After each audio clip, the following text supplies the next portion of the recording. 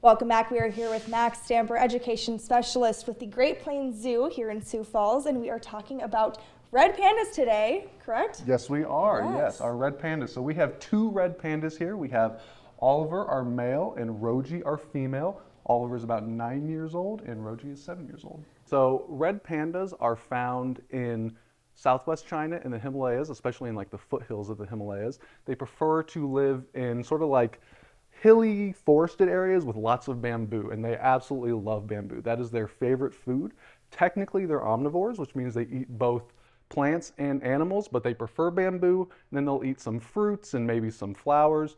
And then if they have to, they'll eat bugs or maybe some eggs, something like that. But they really prefer to spend time in the bamboo forest, climbing around. They actually have special false thumbs that let them hold on to bamboo so that they can climb it really well. Is there anything, any predators that they're kind of on the lookout for or things like that that they've had to adapt to? Yeah, they do have one main predator. They have leopards. Leopards will eat them. And their biggest adaptation to help protect themselves from predators is actually camouflage. And I know it's kind of weird to think about when you look at them and they're red and white and we think that doesn't blend in at all. There's no camouflaging with red and white in a forest.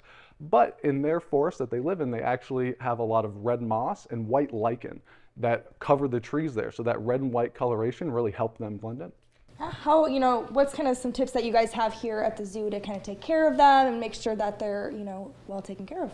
Sure, yeah. So for caring for our red pandas, we do a lot of different things. One thing we do is we always have lots of bamboo on hand. So we get bamboo shipments all the time, and we'll keep it in the fridge to make sure we have a nice stock of it. And in the exhibit right now, they actually have a bunch of bamboo stocks all over the place. So like I said, they need a lot of that, so keeping that around all the time. And we also do a lot of training with them to make sure that they are comfortable with us and comfortable with getting medical examinations and procedures. So they're trained to target, which means we can have them come to specific spots so that we can get a closer look at them. They're also trained to stand on a U-bar so that we can get a full look at their body. Okay, and I guess, when winter hits, is there anything kind of different? Are they pretty good with winter, or is there anything different you guys have to do for care?